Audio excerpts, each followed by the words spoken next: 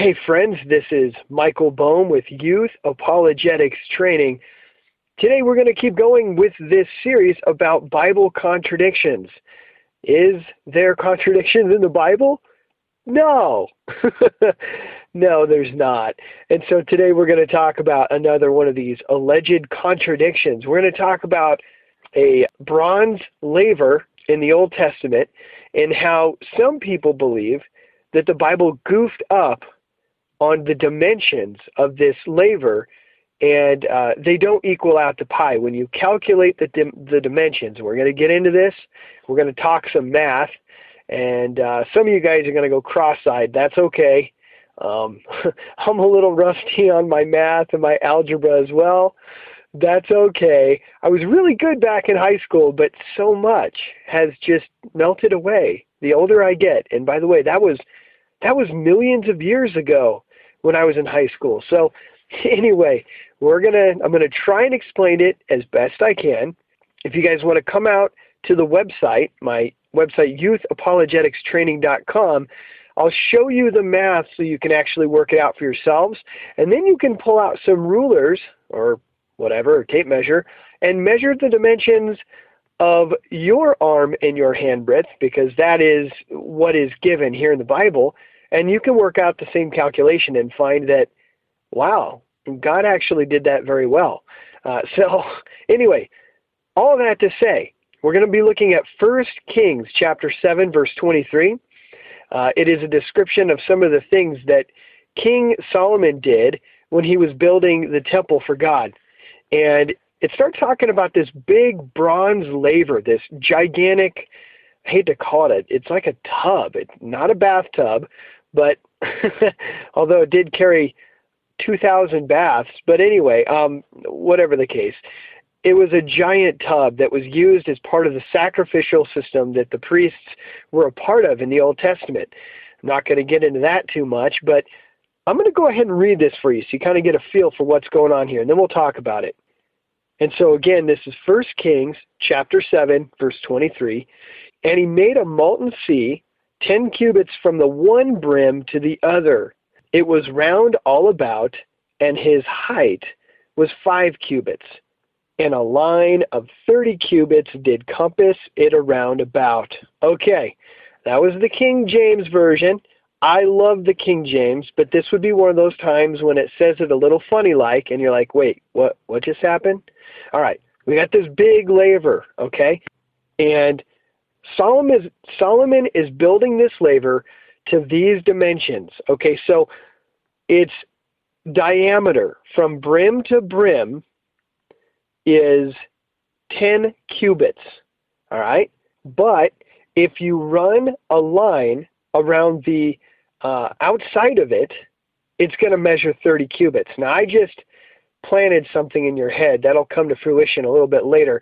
But the circumference of this giant bowl, this tub, is 30 cubits. But from the inside, when you measure across the diameter, it's 10 cubits. You guys with me so far? Well, here's the complaint. Here is where the alleged contradiction comes in. People look at that and they say, okay, to calculate pi, one must take the circumference, which, hey, we got 30 cubits, and you want to divide it by the diameter, which is 10 cubits. Okay, so we got both of those numbers. If you work that out, you end up with a value of 3, which is not pi, which is 3.1415927, blah, blah, blah, blah, and it keeps going from there. And some of you guys are shrugging your shoulders, and you're like, big deal. I mean, come on. Why would the Bible get that precise and start getting down to the nitty-gritty and trying to calculate the dimensions of this big bowl down to small fractions of a cubit? All right? Why would they go that far? Well, that's kind of interesting. We're going to come back to that concept. And some people just blow off this calculation simply by stating that. I mean, the Bible is not intending to give specific numbers here, getting really precise, okay? And, okay, all right. But this is actually fascinating. I love this contradiction because it actually is, once you solve it, it just makes the Bible that much more robust, so real and so amazing. Well, here's how we solve it. We're going to go and look at the parallel account in 2 Chronicles chapter 4, verse 5. It says, "And the thickness of it was an handbreadth, and the brim of it like the work of the brim of a cup, with flowers of lilies, and it received and held 3,000 baths." Okay, so we have this giant tub, all right, and the thickness of the tub is a handbreadth. All right, let's talk about this whole cubit and handbreadth thing, okay? A handbreadth is the width of your hand. A cubit is the distance from the tip of your middle finger all the way to the outside edge of your elbow, okay? So from your elbow to your fingertip, your longest finger, that is a cubit, all right?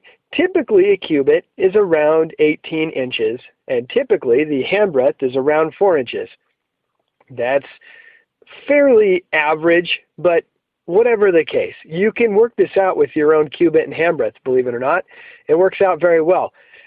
Many people, when they're working out this whole bronze laver problem, they believe that the circumference is from the inside of this bowl. All right, so you would take the circumference and divide it by the diameter, and then of course you end up with 3. But when you read 1 Kings 7, verse 23, you see that they ran a line around it. And so what do we have here? The diameter is from the inside edge to the inside edge. Then we have this handbreadth, and then we have the circumference round and about. Now, there's a website out there, ad2004.com.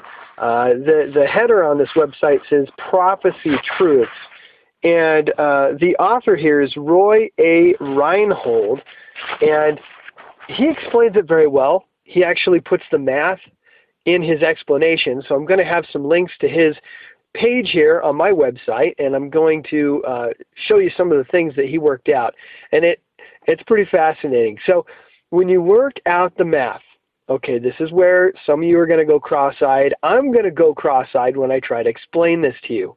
All right, like I said, pi equals the circumference divided by the diameter. You guys with me? All right, maybe you need to write this down as you're going.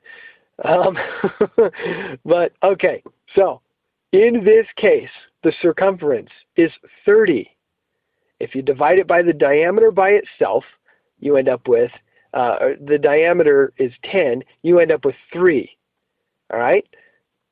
But, so when you work in the thickness of the bowl, and you have the handbreadth being part of this calculation, because if you just divide the circumference, 30 cubits, by the diameter, 10 cubits, you end up with a goofy number of 3. When you work in the handbreadth into the equation, you end up with pi equaling 3.1414. Now I told you earlier pi actually equals 3.1415927. Okay, so a little off, but my goodness, that is darn close. And by the way, that's what the author of this particular website came up with by using his handbreadth and his cubit. So maybe he needed to trim his fingernails. I don't know. That is very accurate. I've also heard Kent Hovind talk about this same issue, and he used his own measurements, his cubit and his handbreadth, and again, he ended up with pi as well. So the amazing thing is here, not only did the Bible get this right, get this accurate, and you can calculate pi by using these measurements. And again, some of you are shrugging your shoulders, rolling your eyes, and saying, so what of it, who cares? But not only does it have pi, not only do these numbers calculate out to pi, and therefore the Bible is accurate, but the Bible pulls this off without using decimal places.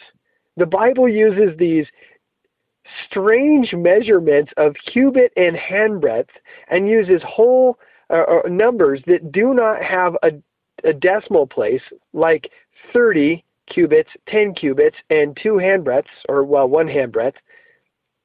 And yet we're still able to calculate pretty much pi. I mean, come on. Accurate to 2 parts in 10,000? That's pretty awesome. So again, there is no contradictions. There are many people that think there are contradictions in the Bible. They're not there. They can always be solved by looking at what the Bible says and thinking it through. So there you have it. Now, some of you may have spotted a second alleged contradiction in today's podcast because well, there is another alleged contradiction, but I've exhausted the time for this podcast, and I want to solve that in a separate podcast. I'm not going to tell you what it is because I don't want you to be thinking about it for the next couple weeks until I come out with another one of these.